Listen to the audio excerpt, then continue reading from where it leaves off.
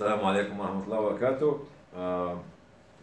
I wish you peace and safety and healthy life to you and to every one of you, wherever you are, whenever you are in this planet, inshallah, at this very difficult time that humanity is facing, especially in the middle of the Middle East and other countries as well. Today the title is funny, as you understand from this. What I'm going to talk about, necktie, as you can see it here.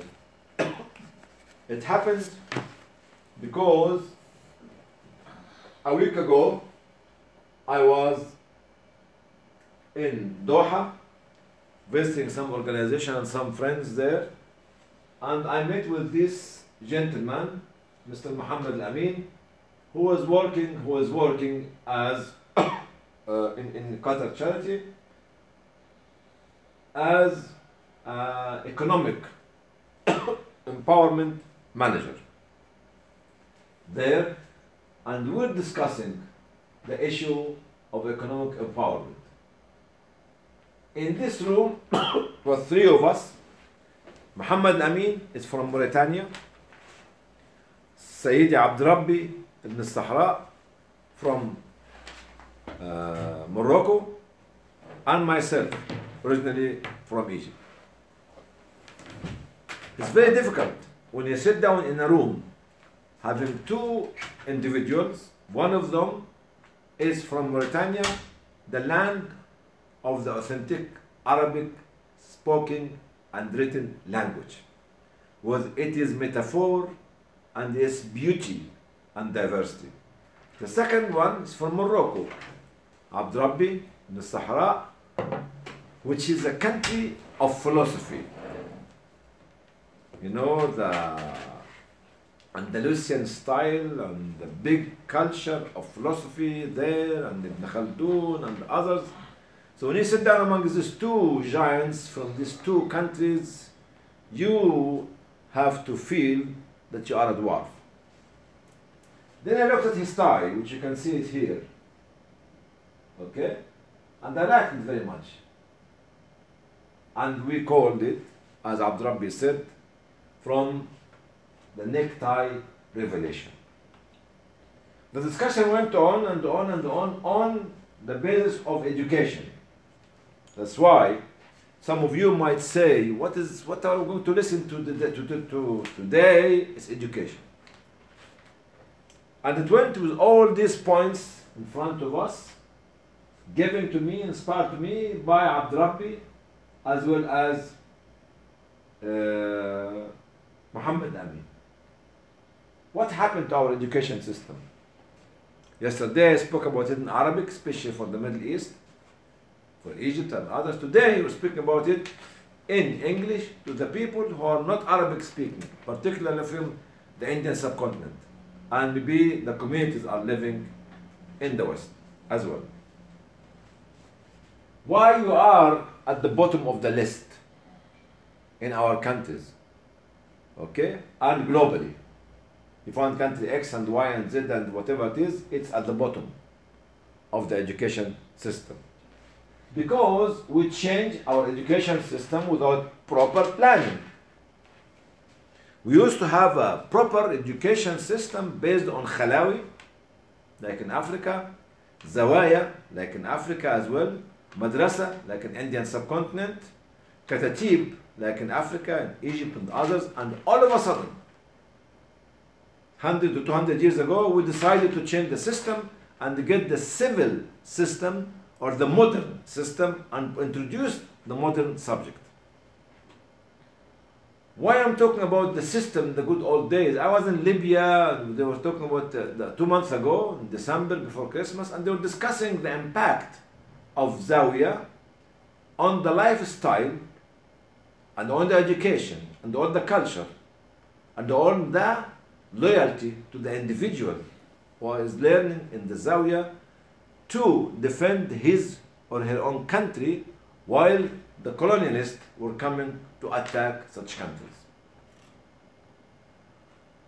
So if you want to change the system, we have to understand the culture of the local culture, the history of the people, the language of the people, okay, the values of the people, and the religion of the people. In these countries, whether in Africa or Middle East or in Indian subcontinent, there was a new phenomena coming to these countries through the colonial lists or the colonial regime by actually introducing the church schools at the time, which was high class, teaching different language, different culture, and different, came there. And unfortunately, at that time, the state which was running this country, or the government, went straight without planning to change the system, without having any proper plan for it. Changing the educational curriculum. Every other year nowadays or before, you got a minister of education in a certain country who is adding something to the curriculum, removing something from the curriculum, politically driven by his own or her own political party. Also, this is affecting the social fabric of the society. Because if you want to introduce any new subject to the curriculum, it has to be accepted by the community.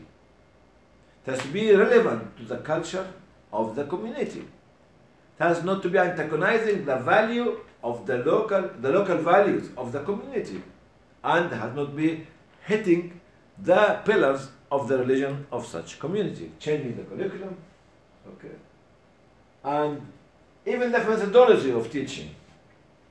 What do you mean by methodology of teaching? I'm not a specialist in education, as you understand, but methodology of teaching means that when you remember the Khalawi style or the Zawiya style, one of the most important things is the openness. Okay? It's the close relationship with the local teacher, who was not only a teacher, but a teacher and the murabbi. Murabbi and somebody who will educate you who will teach you the etiquette and the morality and the loyalty to the country. Somebody that can become a role model. And this was a great example. That's why they started at Azhar University more than 1,000 years ago. Based on the freedom of the student to learn at the time he likes, from the teaching he likes, and the subject he likes. And they call it Sheikh Amud, the Sheikh of the pillar. Amud in Arabic means pillar. So each student at Al-Azhar University at that time was free to take the subject he likes at the time for Fajr or the early morning, after sunrise or before sunrise, or midday or late afternoon or sunset or evening.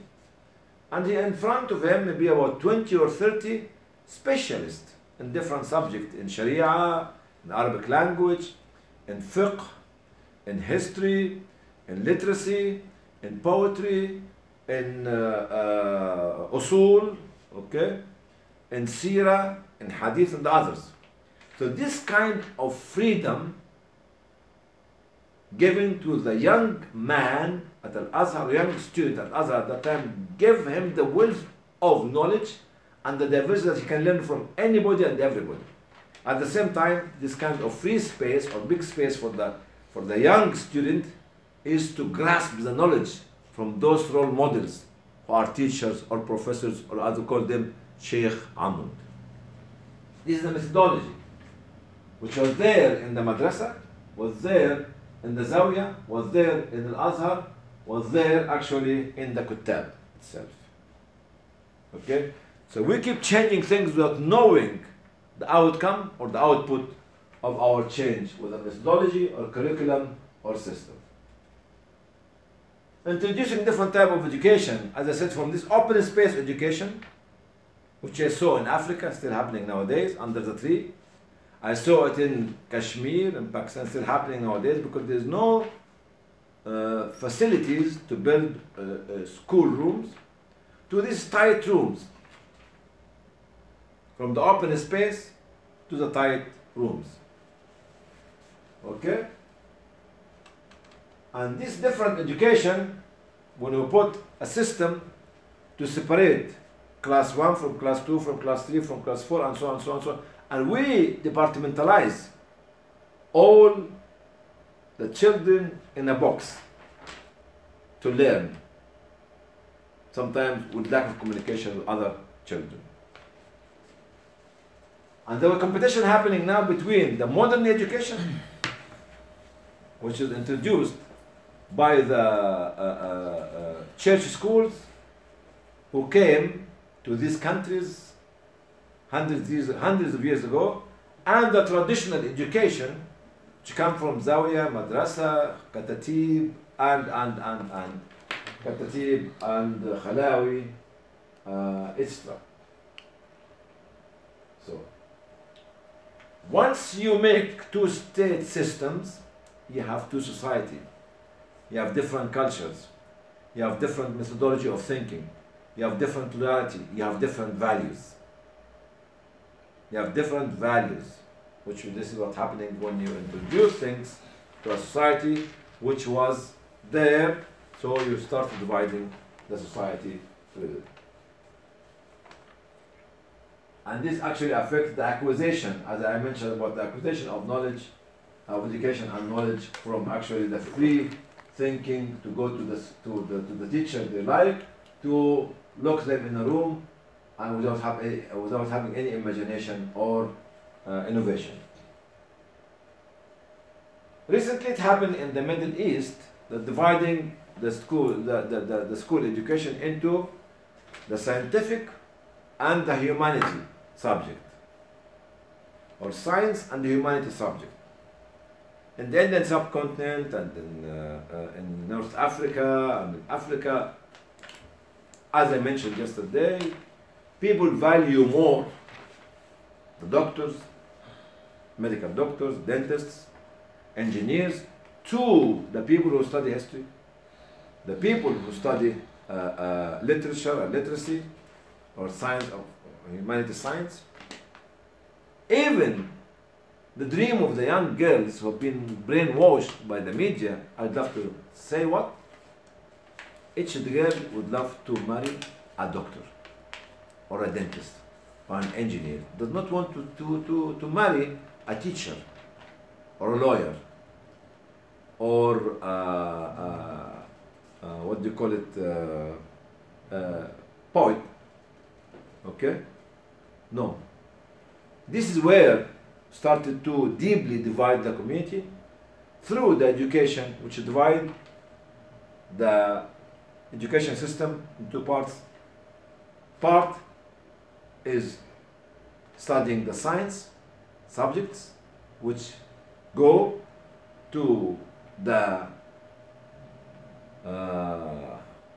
colleges and the universities to teach, learn medicine and engineering, science, and the other part, which is studying the science of humanity. Okay? Education, period of education. Does it have to be one size fits all? Maybe in one country you might need 15 years, in another country you might need 5 years, in another country you might need 10 years. Why should we all go the same system? In certain countries, actually in the developing countries, they were discussing the period or whether the primary education should be 5 years or 6 years or 4 years, whether you have the kindergarten before, or no kindergarten, or you have all these kind of things. You have to make it suitable to your society. Not because it's good in America, it has to be good in Africa. Not becoming excellent in Japan, it has to be excellent in India. No. Every one of us has to accommodate the length of the period of the education to the need of the society. I give the example here about what's happening in the conflict zones, especially in the case of Syria or Yemen or whatever it is now. Basically, take Syria as a classical example. People are putting a curriculum and period of education as if they are living in a stable state, which is wrong. In societies like this, we have to look and to prioritize the vocational training and the skills training. Short courses to enable the young boys and girls to become breadwinner for the family after they finish the primary education. I found some people are very fond of giving them tablets, giving them this and that, and they think that they are living in the middle of a very stable state. The proper budget, proper curriculum, proper education system, which is wrong.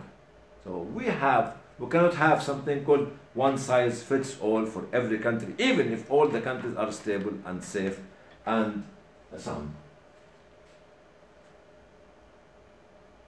We started to value the foreign languages to our local language.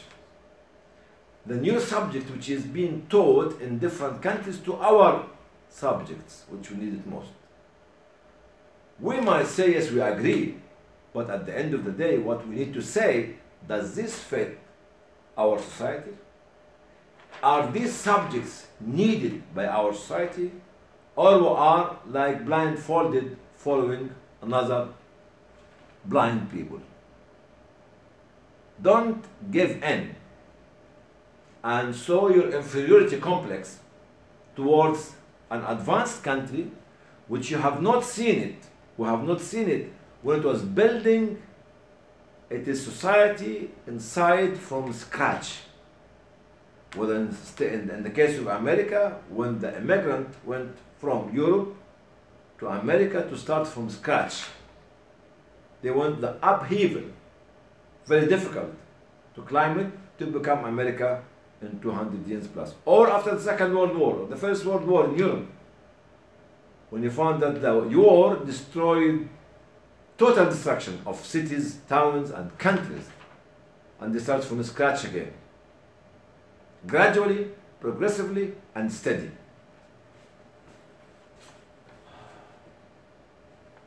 We are still ignoring, until now, the vocational education, the skills education,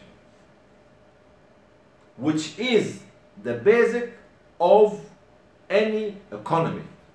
The skillful worker, the manual work, the people who manufactures, the workers who manufactures, the workers who paint, build, make the handcraft, weave, plant, clean, construct, repair.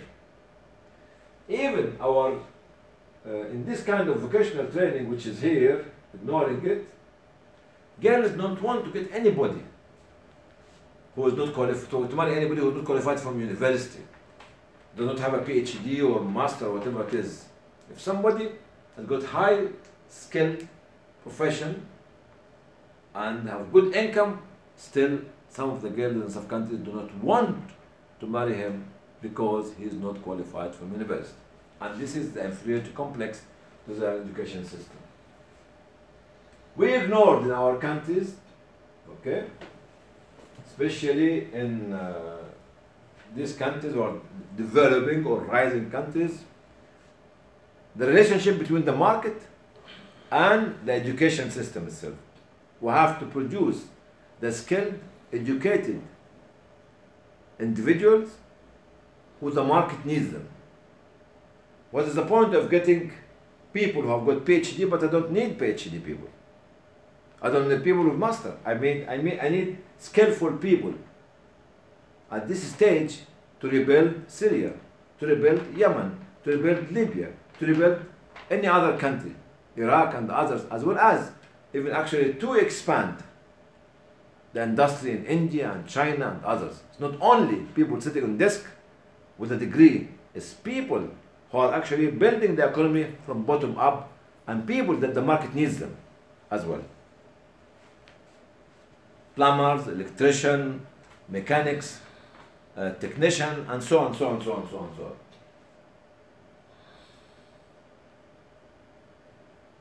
When we look at this country, country which is actually the developing, so-called developing or third world countries, what is the percentage in the budget for education? Is it 1%? Is it 2%? Is it 5%? Is it 10%? Is it 50%? What do you want from education? If the government spend cross-cutting more than 40 to 50 to 60% of its budget on military and security, and the rest on the rest of the social services delivered to the people. When we look at the school resources, okay, the salaries of the teachers, the playground, the science lab, the journeys and travels, outing for the child and the children to go out, the other facilities in the room, in the class, the size of the class, the number of the pupils in the class, the atmosphere in the class. It's not there because we don't value education. We don't value education. We don't value education. Education and knowledge build the waterproof security system in any society. Get an uneducated, ignorant child, you lose the independence and sovereignty of your country. Get a highly qualified PhD individual who is not very well educated and getting the right knowledge to love the countries and the values of the country and the morality of the countries, you get your country brought down to the bottom of the list of the advancing countries. So look at the salaries, look at the facilities in the school, where it is. Even it's affecting the West now. Cuts, cuts, cuts, cuts. Cuts is for what? For security. Cuts is for what? For intelligence. Cuts is for what? For military. So we get people who are not highly educated. They learn the subjects, but they are not very well educated in the system. Okay? The respect to science, scientists, and knowledgeable people. Look at who is the top star of the country. Any country. Without being critical to them, it's not a scientist, it's not an engineer, it's not a doctor who discovered something, it is somebody else, without mentioning the names of the profession, because I'm not against any. Could be a footballer who earned 200-300, who was being bought or sold by $300 million or euro, and earn maybe 100,000 or 200,000 a week. While a professor in the university, his salary cannot become 100,000 pounds a year. Look at the movie stars, we respect them all the way. They earn the millions and millions and millions, but those people who are in the science lab, who are making the law for us, who are protecting us, getting the peanuts. That's why we are not having justice to the role models that we have. Prioritizing respect to science, technology, and so on, so on, so on. Prioritizing the foreign languages. I mentioned it earlier at the school when Abdurrabbi and Muhammad Amin were discussing it with myself. Abdurrabbi told me when the foreign language schools have been brought to our countries at that time, it created different societies. Each society has a different culture. Each society has a different methodology of life. Each society has different values of moralities. Okay? Inside the greater society. So you need to bridge the gap between the French speaking, the English speaking, the German speaking, the Arabic speaking, and so on, so on, so on, so on. Because it's not just a language, it's a culture, it's values, it's etiquette, it's history, it's role modeling, and so on, so on, so on, so on. And when we make a comparison, especially for the Arabs, and I mentioned it yesterday, and when I was talking yesterday, I mentioned the difference between the richness of different languages. We found that people who are Arab have got a very, very rich language, but they ignore it because they are ignorant. They don't know the value of their language. The language is about 8,000 years old. The language has got the most letters, 28 letters, compared to the Hebrew, which is 19, compared to the English, which is 26. The language has got 16,000 roots, compared to the Hebrew, it's about 2,500 roots, to the Latin, which is about 700 roots. The most spoken language nowadays on earth is the English language. We agree. And we want all our children to speak English, to speak French, to speak German, to speak Spanish, to speak Portuguese, to speak Chinese, to speak Japanese, to speak Arabic. But why do you speak your master language? Why? Because we discovered that the subject inside the Arabic language could be up to 80,000. The second best is the English language, is 42,000.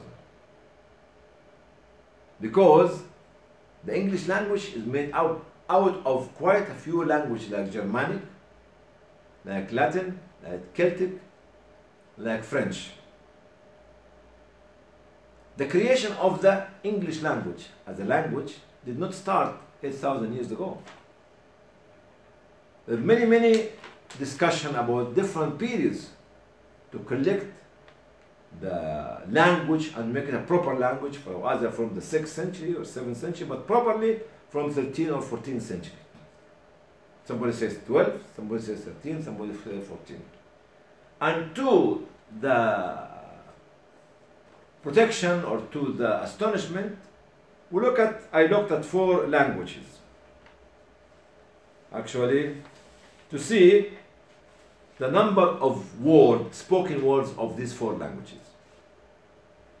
I found that the Russian have got in the dictionary 130,000 words.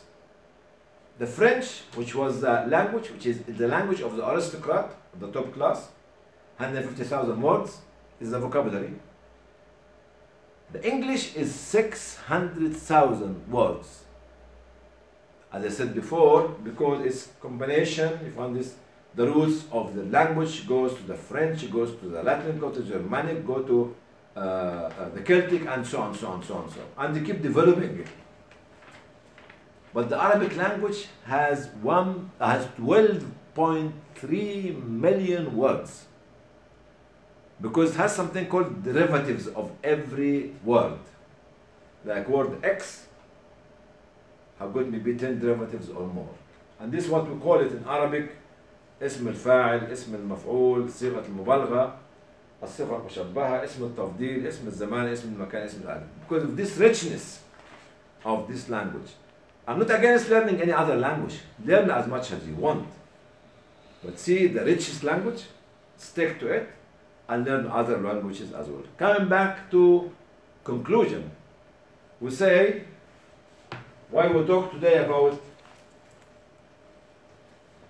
this revelation, which is called Necktie revelation, is because we need to reform our education system.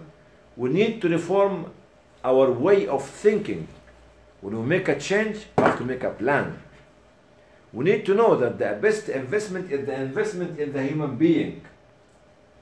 Human being like Muhammad Amin. The children to grow.